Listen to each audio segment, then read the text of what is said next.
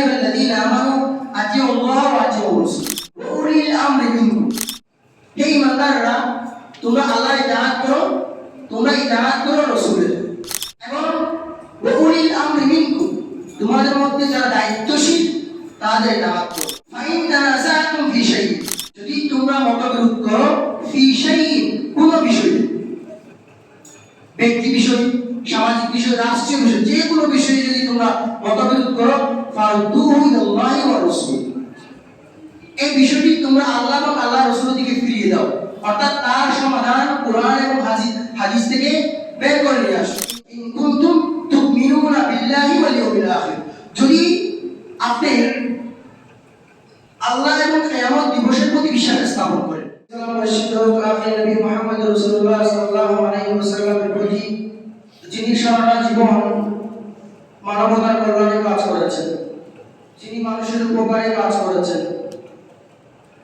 এবং তিনি তার সাহাবা কিরাম রাদিয়াল্লাহু তাআলা আনহুকে পরোপকারে অপরের কল্যাণে এগিয়ে আসার জন্য বারবার উদ্বুদ্ধ করেছেন।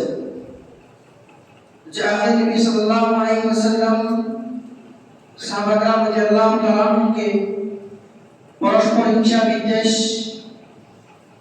ঝগড়াঝাটি, বাদ বিতণ্ডা, খুন খারাপি, এসব ঘৃণিত কাজ থেকে বারবার নিষেধ করেছেন এবং উম্মাহ ইসলামিয়াকে বারবার সতর্ক করেছেন। যে আল্লাহর নবী মুহাম্মদ রাসূলুল্লাহ সাল্লাল্লাহু আলাইহি ওয়াসাল্লাম কুরআনুল কারীমে আল্লাহ সুবহানাহু ওয়া তাআলার বাণীর মাধ্যমে আমাদেরকে ইত্তেহাদ, ইত্তিফাক, একতার উপর বারবার জোর দিয়েছেন এবং পরস্পর বিরোধিতা, হিংসা বিদ্বেষ, মতানৈক্য মুসলিম উম্মাহকে কিভাবে ধ্বংস করে দিতে পারে তার উজ্জ্বল দৃষ্টান্ত আমাদের সামনে উপস্থাপন করেছেন। তিনি বারবার আমাদেরকে বুঝিয়ে দিয়েছেন আগেরকার উম্মাহ কি কারণে ধ্বংস হয়েছে। পরস্পর হিংসা বিদ্বেষ, মারামারি, খুন খারাপি, মতানৈক্য ইত্যাদির কারণে আগেরকার উম্মাহ ধ্বংস হয়ে গিয়েছে। অতএব তিনি আমাদেরকে সবসময় নিষেধ করেছেন আমরা যেন কোনোভাবে পরস্পরের মধ্যে ইত্তিফাক, ইত্তেহাদকে নষ্ট না করি এবং আমরা কোনোভাবেই যেন তুচ্ছ তাচ্ছিল্য বিষয়ে ঝগড়া বিবাদে লিপ্ত না হয়ে পড়ি। এতে করে আমাদের পরস্পরের ঈমানি শক্তি দুর্বল হয়ে যাবে, মুসলিম উম্মাহ দুর্বল হয়ে পড়বে। আখির নবী সাল্লাল্লাহু আলাইহি ওয়াসাল্লামের প্রতি দুরূদ সালাম বর্ষিত হোক। আল্লাহুম্মা সাল্লি আলাইহি ওয়া বারিক আলাইহি। সম্মানিত মুসলিমবৃন্দ, আজকের এই সংক্ষিপ্ত আলোচনায় আপনাদের সামনে কোরআন ও হাদিস থেকে আলোচনা করতে চাই মতানৈক্য থাকা সত্ত্বেও মুসলিম ভ্রাতৃত্ব টিকিয়ে রাখা কেন প্রয়োজন। মতানৈক্য থাকা সত্ত্বেও মুসলিম ভ্রাতৃত্ব টিকিয়ে রাখা কেন প্রয়োজন। আল্লাহ সুবহানাহু ওয়া তাআলার কাছে তৌফিক কামনা করছি, আল্লাহ যেন আমাকে এই টপিকের উপর কোরআন এবং হাদিস দিয়ে আলোচনা করার তৌফিক দান করেন। রব্বি ইশরাহ লি সাদরি ওয়া ইয়াসসির লি আমরি ওয়াহলুল উকদাতাম মিন লিসানি ইয়াফকাহু কওলি। সম্মানিত মুসলিমবৃন্দ, একতা এবং পরস্পর সহযোগিতা এটি সবসময় পৃথিবীর ইতিহাসে একটি জাতিকে শক্তিশালী করেছে। বিপরীত পক্ষে মতানৈক্য, বিশৃঙ্খলা, হিংসা বিদ্বেষ, ঝগড়া বিবাদ এটি পৃথিবীর ইতিহাসে যে কোনো জাতিকে ধ্বংস করেছে। এরকম বহু ইতিহাস আছে। অতএব আমরা যদি এই সময় এসে একটি শক্তিশালী জাতি হিসেবে পৃথিবীর মুখে দাঁড়াতে চাই, একটি শক্তিশালী উম্মাহর অংশ হিসেবে পৃথিবীর বুকে দাঁড়াতে চাই, আমাদেরকেও একতাবদ্ধ থাকতে হবে। আমরা যদি পরস্পর হিংসা বিদ্বেষে জড়িয়ে পড়ি, খুন খারাপিতে জড়িয়ে পড়ি, এটি আমাদের শুধু ব্যক্তি জীবনকে ধ্বংস করবে না, বরং দেশের সার্বভৌমত্ব রক্ষায় এটি আশঙ্কাজনকভাবে আমাদের জাতি হিসেবে আমাদের সামনে প্রস্তাবিত হবে এবং মুসলিম উম্মার অংশ হিসেবে আমরা দিন দিন দুর্বল হয়ে পড়ব। তাহলে আমরা যদি আমাদের ইমানি শক্তিকে শক্তিশালী করতে চাই, পাশাপাশি দেশের সার্বভৌমত্বকে রক্ষা করতে চাই, আমাদের একটি জিনিস দরকার, সেটি হলো এক অভিন্নতা। মতের পার্থক্যের পরেও, মত পার্থক্য থাকা সত্ত্বেও নির্দিষ্ট বিষয়ে নির্দিষ্ট লক্ষ্য উদ্দেশ্য অর্জনে এক অভিন্নতা। অন্যথায় আমরা না পারবো পৃথিবীর বুকে শক্তিশালী মুসলিম জাতি হিসেবে দাঁড়াতে, না পারবো নিজেদের সার্বভৌমত্ব রক্ষা করতে।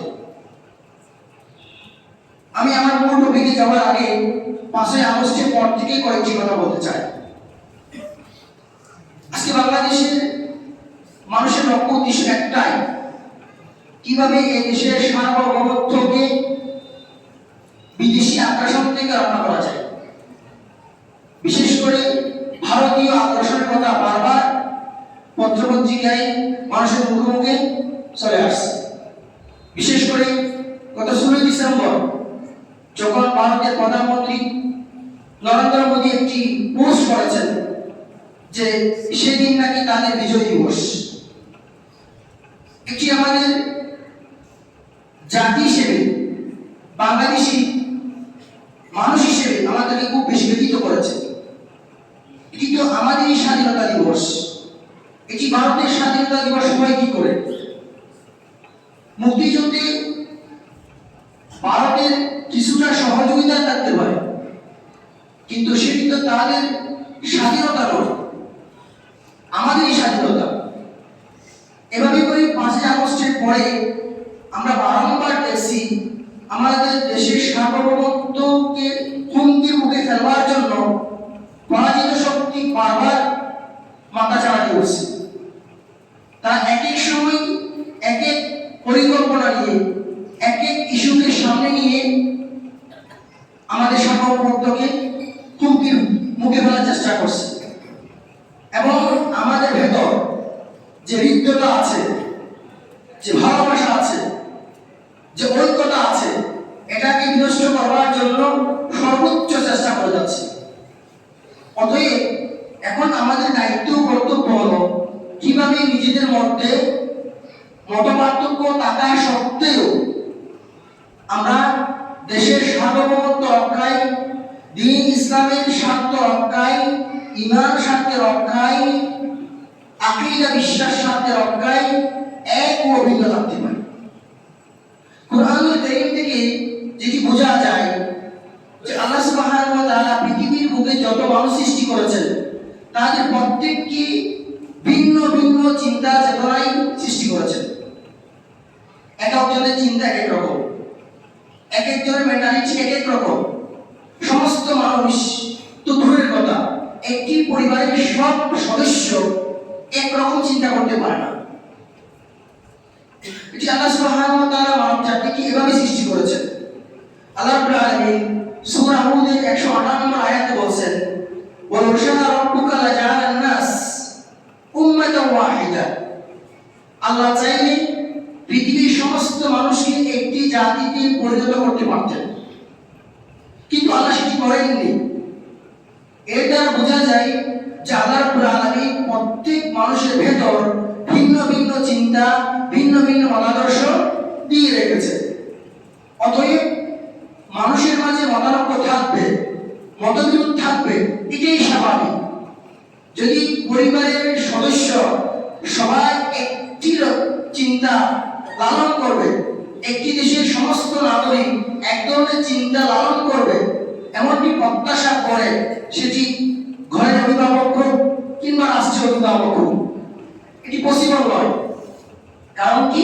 কারণ রব্বুল আলামিন পৃথিবীর সমস্ত মানুষকে ভিন্ন ভিন্ন চিন্তা চেতনা দিয়েই সৃষ্টি করেছেন। আল্লাহ তো এক করে সৃষ্টি করেননি। আল্লাহ রং, বর্ণ, জাতি, গোষ্ঠী, দেশ বিভিন্নভাবে বিভক্ত করে আমাদেরকে সৃষ্টি করেছেন। অতএব আমাদের মধ্যে মতবিরোধ থাকবে, মতানৈক্য থাকবে, এটি স্বাভাবিক বিষয়। কিন্তু প্রশ্ন হলো কোন ধরনের মতবিরোধ থাকতে পারবে এবং কোন ধরনের মতবিরোধ থাকা, কোন ধরনের মতানৈক্য করা কোরআন এবং হাদিস থেকে নিষিদ্ধ।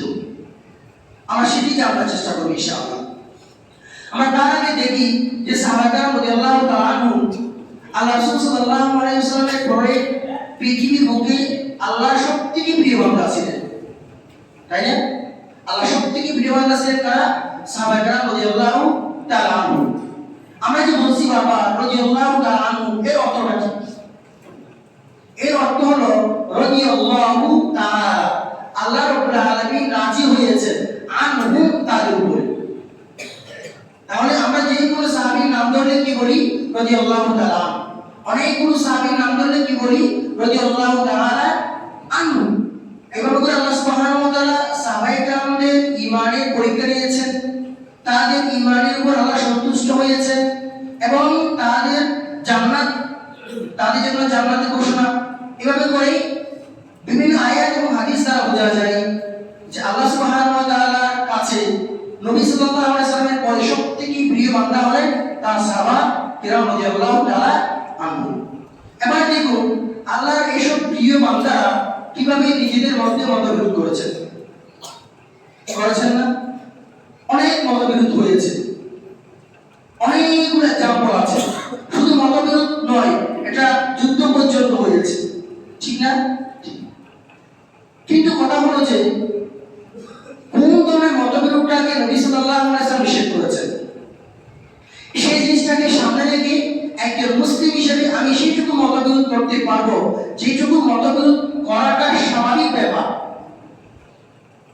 কিন্তু দ্বীনের স্বার্থে, ইসলামের স্বার্থে, দেশের স্বার্থে, সার্বভৌমত্ব রক্ষার স্বার্থে মতবিরোধ করা নিষিদ্ধ। যেমন সাহাবায়ে রাদিয়াল্লাহু তাআলার মতবিরোধের অসংখ্য এক্সাম্পল দেখি। একটি এক্সাম্পল হলো যে একবার নবী সাল্লাল্লাহু আলাইহি ওয়াসাল্লাম কিছু সাহাবাকে বললেন, তোমরা যাও বনি কুরাইজা গিয়ে আসরের সালাত আদায় করবে। বনি কুরাইজা গিয়ে আসরের সালাত আদায় করবে। রাসূলুল্লাহ সাল্লাল্লাহু আলাইহি ওয়াসাল্লামের এই ঘোষণা শোনার পরে নির্দিষ্ট সাহাবায়ে কেরাম রাদিয়াল্লাহু তাআলা আনহু বনি কুরাইজার দিকে রওনা দিলেন। বনি কুরাইজার অঞ্চলটি ছিল মসজিদ নববী থেকে প্রায় 10 কিলোমিটার দূরে। প্রতিমধ্যে আসরের সালাত টাইম হয়ে গিয়েছে। এবার সাহাবায়ে কেরামদের মধ্যে মতবিরোধ শুরু হয়েছে। কেউ বলছেন, যেহেতু আল্লাহ নবী আমাদেরকে বলছেন বনি কুরাইজায় গিয়ে আসরের সালাত আদায় করতে, আমরা ওখানে গিয়ে আসরের সালাত আদায় করব। প্রতিমধ্যে সালাত টাইম হোক না কেন।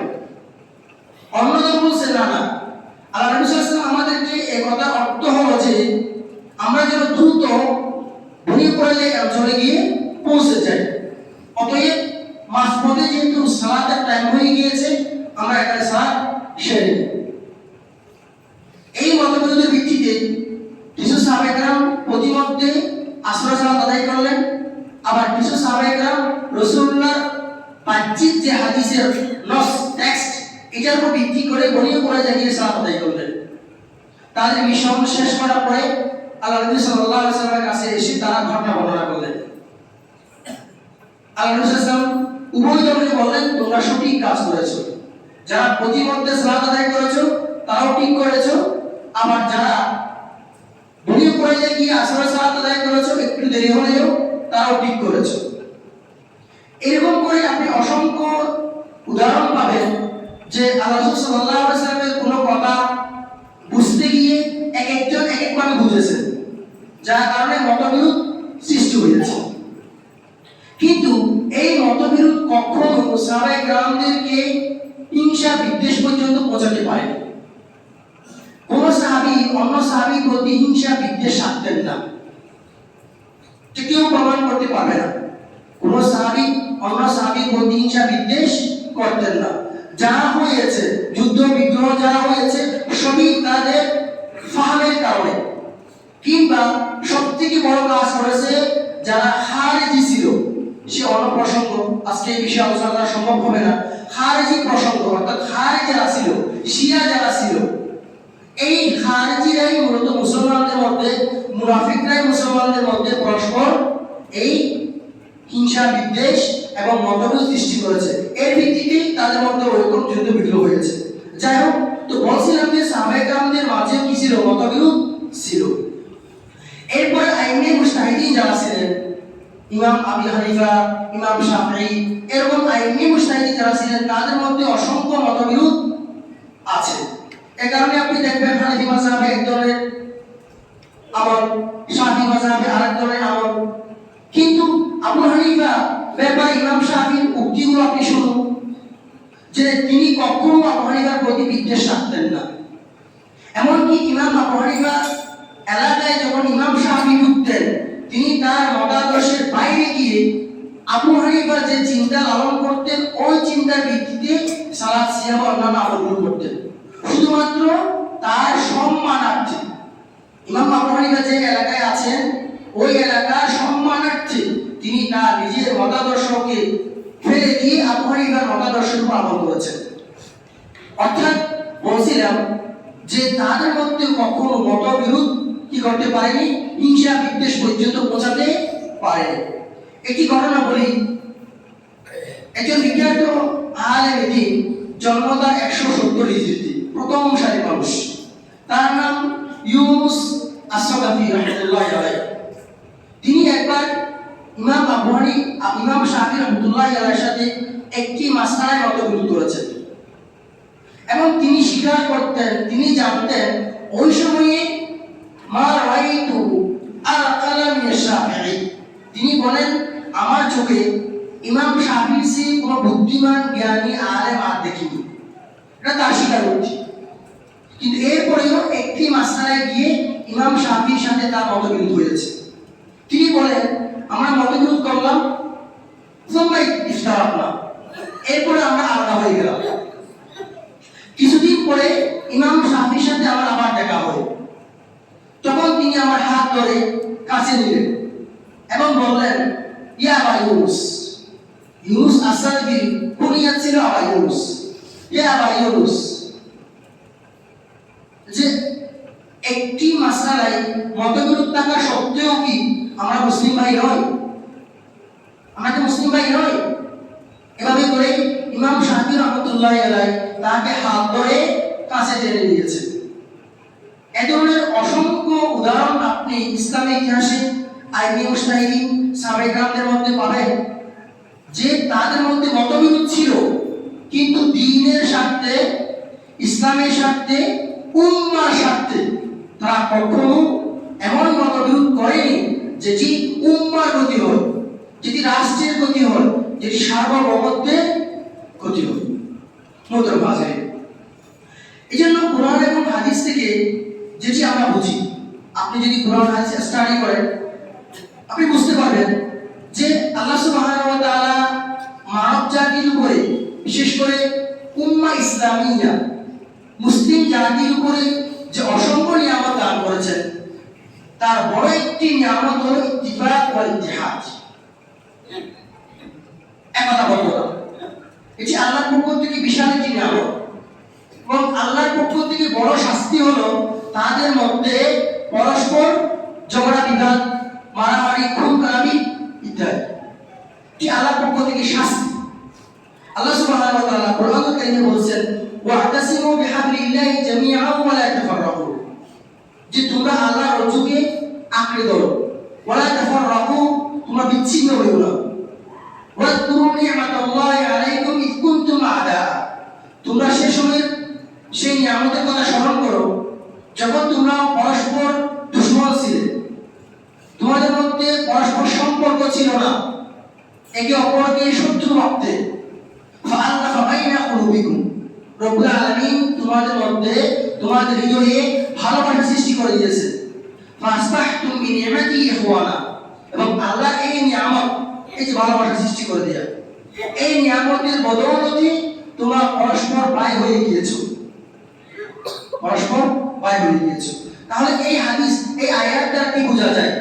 যে পরস্পর ভাই হয়ে যাওয়া, একে অপরকে ভালোবাসতে পারা, এটি আল্লাহর পক্ষ থেকে বড় একটি নিয়ামত। পক্ষান্তরে আল্লাহ অনেক আয়াতে বলেছেন, ওয়াতিউল্লাহ ওয়া রাসূলাহু ওয়া লা তানাযাউ ফাতাফশালু ওয়া তাযহাবা রিহুকুম ওয়াসবিরু ইন্নাল্লাহা মা'আস সাবিরিন, যে তোমরা আল্লাহর ইতাআত করো, তার রাসূলের ইতাআত করো, ওয়া লা তানাযাউ, তোমরা মতবিরোধ করো না, ফাতাফশালু, তোমরা ব্যর্থ হবে, লক্ষ্য উদ্দেশ্য বুঝতে পারবে না,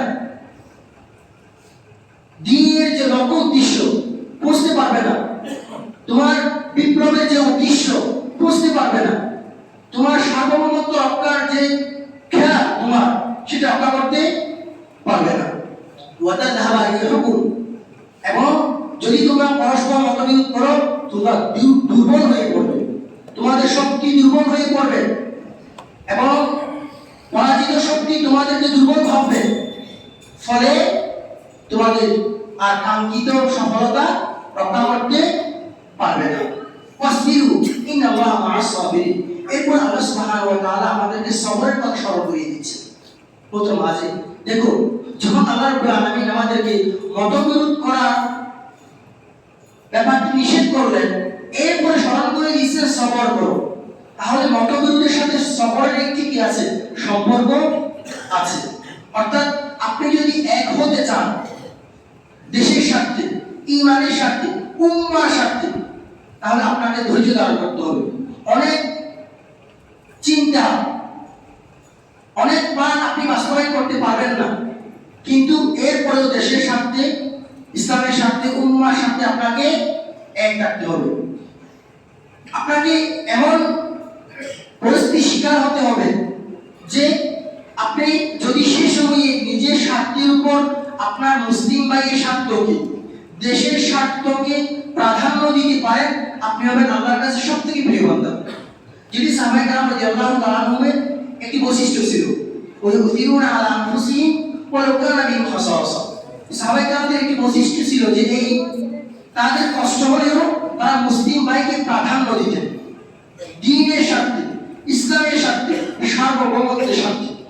প্রথম হাজির, অতএব আমরা যদি আমাদের লক্ষ্য উদ্দেশ্যে পৌঁছতে চাই, দ্বীনের মেসেজ বিশ্ববাসীর কাছে পৌঁছে দিতে চাই, আমাদের মধ্যে যে পরস্পর মতবিরোধ আছে, ছোটখাটো মতবিরোধ আছে, এগুলো যদি নিমিষে শেষ করে আমরা দেশের সার্বভৌমত্ব রক্ষা করতে চাই, আমাদেরকে কোরআন এবং হাদিসের ফায়সালায় ফিরে আসতে হবে।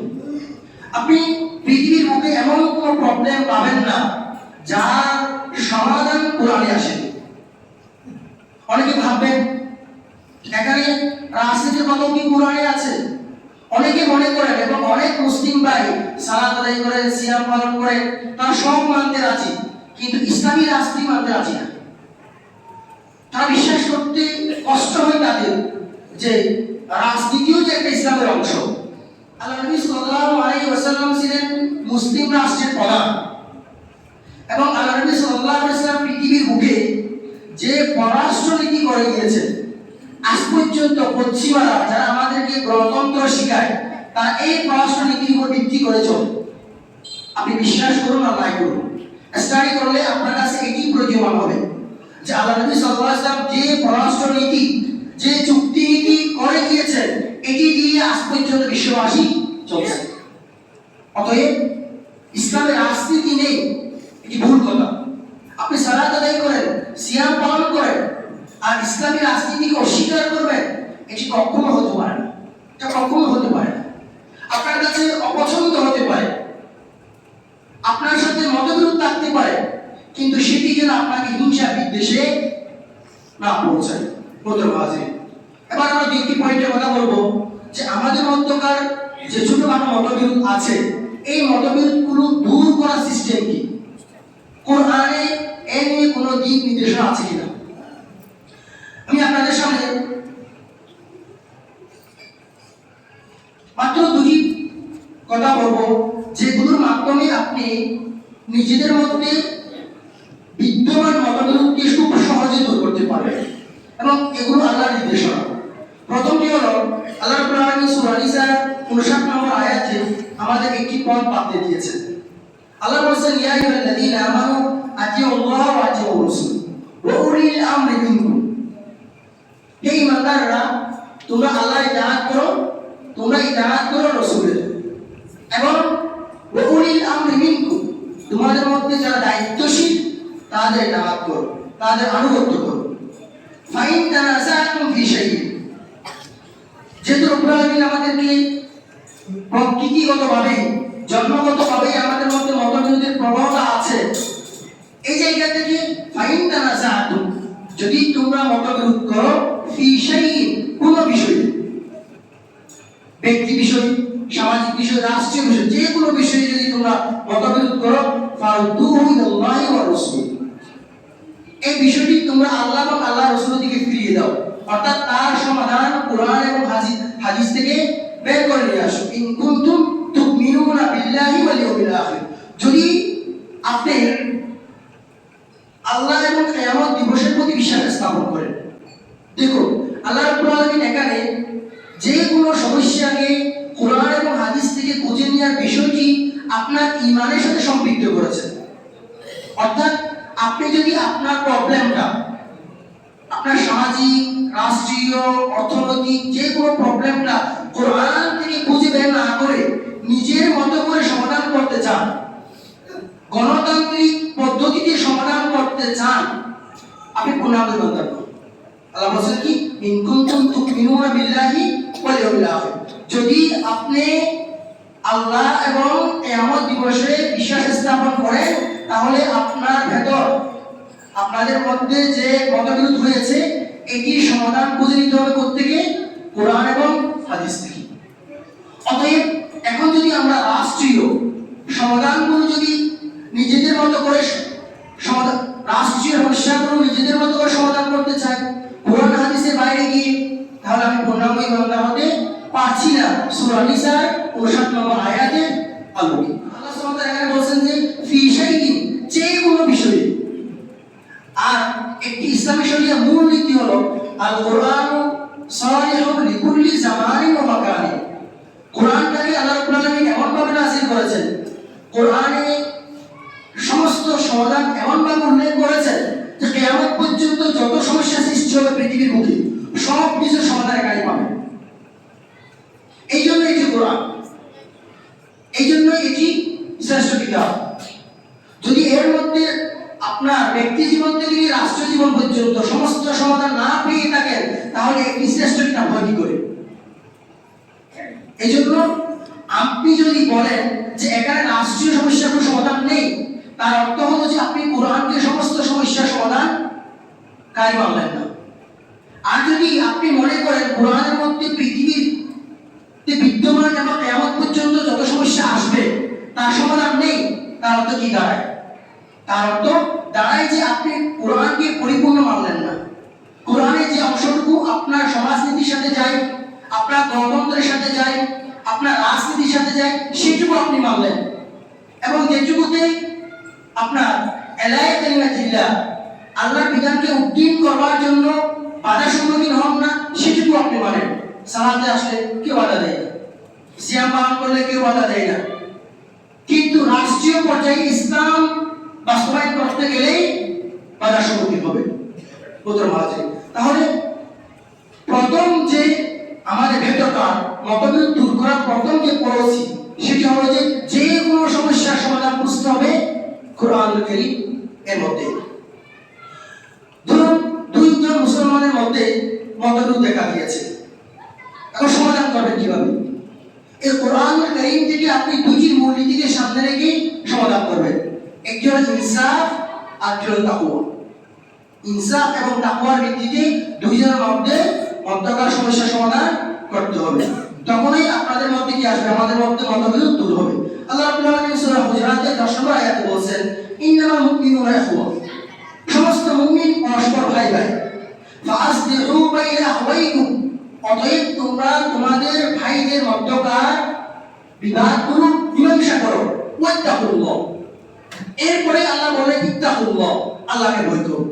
মীমাংসা করো, আল্লাহকে ভয় করো। তাহলে মীমাংসা হতে হবে বেসড অফ তাকওয়া। তাকওয়ার ভিত্তিতেই সমাধান হতে হবে, ইনসাফের ভিত্তিতেই সমাধান হতে হবে। যদি আমরা ইনসাফের ভিত্তিতে সমাধান করতে পারি, যেখানে ব্যক্তি স্বার্থ উদ্রেক হবে না। আপনি রাষ্ট্রীয় একটি সমাধান চান, কিন্তু চান যে আপনার স্বার্থটি কি হোক, প্রাধান্য পাক, তাহলে কোরআনের আয়াত অনুযায়ী আপনি কি হলেন না, ইনসাফ করলেন না। কোরআন বলছে তোমার স্বার্থকে সামনে রেখে নয়, বরং মুসলমানদের স্বার্থকে সামনে রেখে তাকওয়াকে অবলম্বন করেই সমাধান করো।